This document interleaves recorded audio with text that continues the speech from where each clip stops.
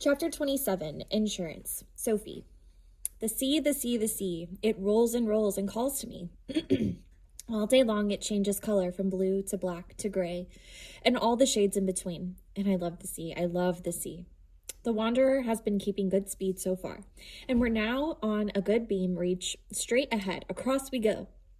Most of our watch time is taken up with trimming sails and keeping a steady course, and our off-watch time is filled with cleaning and cooking and keeping things in order. This makes Brian and Uncle Stu happy. Last night, we spoke with another vessel on the radio.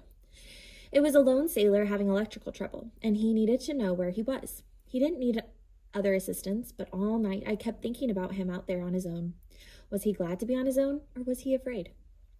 When I came off watch, Uncle Stu was talking to the sailor on the radio again. Didn't you sleep? I asked Uncle Stu. Nah, just trying to figure out how this thing works, that's all. He didn't fool me. He was worried about the sailor too. I said, if you think this is too nosy, you don't have to answer, but I was wondering, what do you do? What's your job when you're working? He didn't look up at me. When I am working, I sell insurance. You mean like life insurance and car insurance and stuff like that? Yes, he said. You can never have too much insurance. I don't get how that life insurance works, I said. You pay money to insure what? That you stay alive? How is paying money going to help you stay alive? And if you don't stay alive, well, what good is the insurance? Uncle Stu rubbed his forehead. I was probably giving him a headache. It's kind of complicated, he said. The insurance helps the people who are left behind. So do you like doing that? I asked. Doing what? Selling insurance. Not really. Anyway, I got fired. Well, maybe that's a good thing, I said. Now you can do what you really want. Huh, he said. What would that be? I asked. What do you really, really want to do? You know what, Sophie, Uncle Stu said. I have no idea. No idea whatsoever. Isn't that pitiful? Yep, I said. Well, it was true. It sounded really pitiful to me. The waves have been slowly getting bigger, and the forecabin bounces around like a roller coaster. When I was asleep in there, I dreamed I was not yet born and my mother was running a marathon. All this rocking motion makes me so sleepy, and it is tempting to spend all of my off-watch time snuggled up in my narrow bunk, but I'd get in trouble if I did. Brian or Uncle Stu would be jabbing me and telling me about my assignments. Cody has been learning about ham radio, and Uncle Doc surprised me by saying that my father was trying to get a single sideband antenna hooked up, and if he did, we could be in touch with him via the ham radio. In a way, I love that idea, thinking that I'd still be in touch, but I was also disappointed because it seemed as if I would be cheating, as if I'd be getting extra help or something. I've been thinking about Bumpy, carrying on conversations with him in my head. Here we come, Bumpy, sailing over the mighty seas, to the rolling hills of England. Here we come.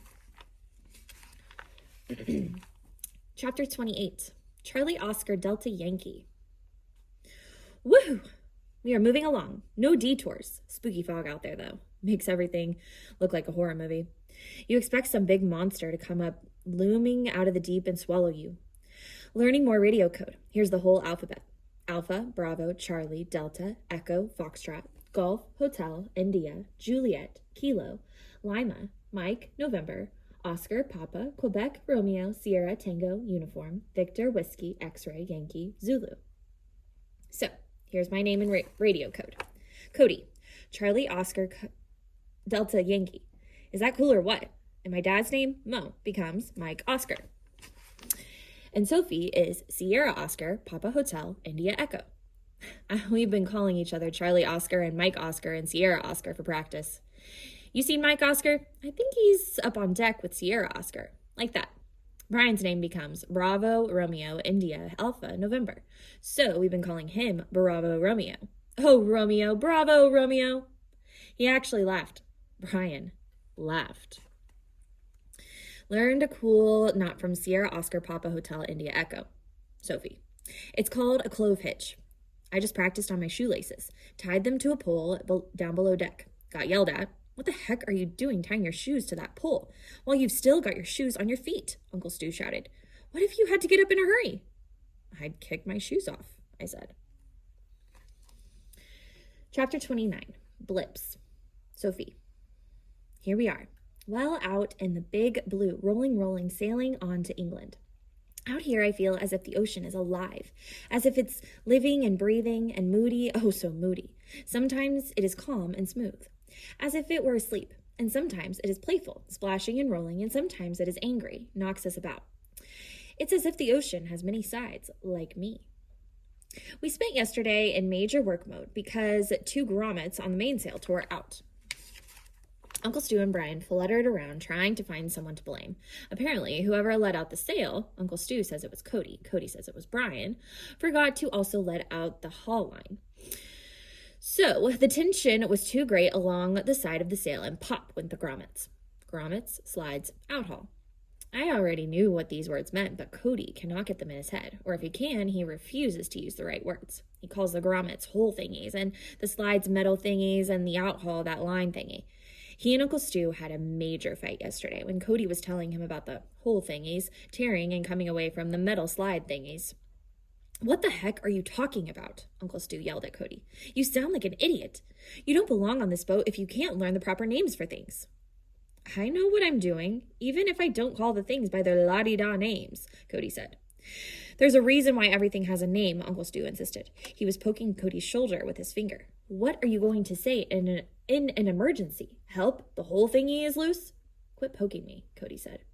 Their arguing roused Uncle Mo from his bunk down below. "You calling my son an idiot?" Uncle Mo demanded.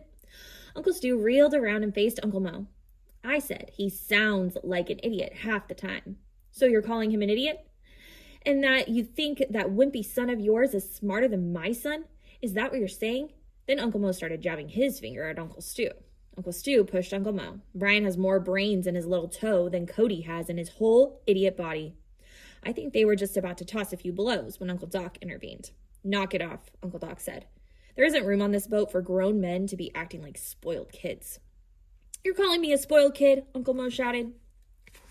"Yep," Uncle Doc said. Uncle Mo sucked in a load of air and sputtered it out and turned around to Cody and said, "Why do you always have to start something?" "Me?" Cody said. "Yes, you," Uncle Mo said. "Now get down below and start making lunch." Cody just shook his head and went down below, and Uncle Mo followed him. I heard them yelling at each other for a while, and then it was quiet, and pretty soon they brought lunch up for the rest of us, and everyone sat around not looking at each other, just eating lunch and trying to forget the fight. This morning we saw the sun for the first time since we left Grand Manan, and it sure was a welcome sight. Sun, sun, sun. Beautiful, brilliant sun. Everyone wanted to be on deck, worshiping it. It wrapped us all in the most brilliant light and warmed our faces and our bones. It dried our clothes, it flickered along the waves. The repair work we had to do was easier with the sun beaming down on us. We took down the mainsail, dried off the ripped grommet holes, and put strips of sticky back sail tape around the sides of the sail to cover the holes. The sail tape wasn't sticky enough, though, so I stitched along the sides to keep them secure. Brian couldn't resist saying, "It's a good thing we have a girl aboard, so she can sew things." Grrr, sewing sails is heavy work. The material is stiff and thick, and you have to use a special needle and a palm thimble to push the needle through. After I stitched the sails, Cody and I punched new holes through the sailcloth and put in new brass grommets. Cody lashed some thin line through the new grommet holes to the slides, and we were done. In full hearing of Uncle Stu, Cody said, "Look, Sierra Oscar, we done fixed up the hole thingies, and now they'll work on the metal thingies easy peasy." He smiled at Uncle Stu, and before Uncle Stu could erupt, Cody said, "And Sierra Oscar, if you want to use fancy words, you can call these hole thingies grommets, and you can call these metal thingies slides." Before we raised the sail again, Cody noticed that the outhaul line, the line thingy, but if you want to use the fancy word, you should call it an outhaul line, he said, up by the boom was chafing. So I got in my bosun's chair and harness and hooked myself up to the halyard. And Cody hauled me up. Usually, I try to haul myself up, but when waves are big, you just want to concentrate on not smashing into the mast. As soon as I was a couple of inches off the deck, I was flying out over the waves, swinging in my chair while the boat tossed and turned like a runaway seesaw. You swing out over the rolling waves, and the boat rolls, and the waves roll, and you are up in the air in the wind, flying along. I taped up the line as slowly as I could so that I'd have as much time to up there as possible. What's the matter, Sophie? Uncle Stu called. Having trouble? Can't do it? I'm doing just fine. Sierra Tango Echo Whiskey. I said. I was just about to add, you idiot, to that, but then I looked down on him, and he looked so small below, small and rumpled and a little pitiful, so I swallowed the idiot part. Our fish count is 0. I don't know what we're doing wrong. I'm relieved, though. I hated killing those fish. But we've seen birds. Where do they come from? And they love the lures. Today, a gull tried to make a grab for the lure, but instead got tangled in the line. Cody made a dramatic rescue, pulling the bird on deck and untangling the line from around its wing, and then gently placing it back in the water. Bye-bye, birdie, Cody called as it floated away. We also saw dolphins last night and again this morning, 3 of them leaping and diving, having a grand time. Hello, darlings, Cody called. I love to see the dolphins. I feel as if they are messengers for me. This morning's sun didn't last long, and now there is rain, more rain. We've also had serious fog that night, but good wind. Last night, in the fog, when Brian and I were scanning the radar, we spotted 2 blips moving together about 5 miles northeast of us. We figured this was a tugboat pulling a barge.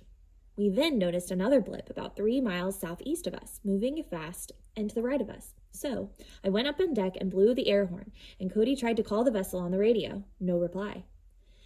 It was a tense time.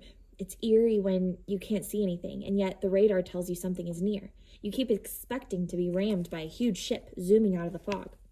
My heart was pounding, expecting that huge something to appear any minute. We turned on the engine and prepared to change the course of the thing if the thing got closer than 2 miles. But then the blip blew right past us. A little later, 5 more blips, but still no answer on the radio. It was scary, fearing that a big barge could plow right over you and keep going, not even knowing it had hit you. Uncle Stu spent a lot of time flipping through manuals, and what he concluded is that since we'd been getting cloudbursts all night, our radar was probably kicking up rain clouds. We felt stupid to think that we'd been blowing our horn at rain clouds and trying to call them on the radio. Morale seems okay among the boat family today, but we don't get enough sleep. I think the reason we seem so tired, beyond not getting unbroken stretches of sleep, is that everything we do, even the simplest of actions, requires such effort. Just walking a few steps is a major production. It's like rock climbing, where you have to plot where each hand of each foot is going to go before you can actually move. I walk at the pace of a 90-year-old woman or someone with broken legs. You have to brace yourself at every wave and be prepared for the shock of slamming into a wall. You can't stand freely for more than a few seconds without losing your balance from the motion of the boat. Cooking is difficult because even though the stove is on a gimbal, which rocks around with the boat to keep the surface level, everything else flies around, spills, falls off the shelves, and generally makes a mess. When you eat, you can't even let go of your plate. You can't drink while you eat because then you'd have to put something down, and you don't have enough hands. Sleeping is another challenge. You keep odd hours. There's always lots of noise. Things clanging about, people bumping into things, sails flapping, people talking. You sleep in a different bed every time, whichever one is empty. And there's always a threat of rolling out of your bed and having things fly off the shelves and onto your head, or having a leak appear over your sleeping bag. But still, in spite of all that, I like living on a boat. I like being this whole self-contained unit that can charge across the ocean with the wind. Last night, in my fitful sleep, I dreamed my reoccurring dream, the one with the wave. It rose up high, so high, towering higher, a huge black wall of water, and then it curled at the top, and I was a little blot beneath it, and down turned the wave, and I woke up with my mouth wide open, ready to scream. I hate that dream.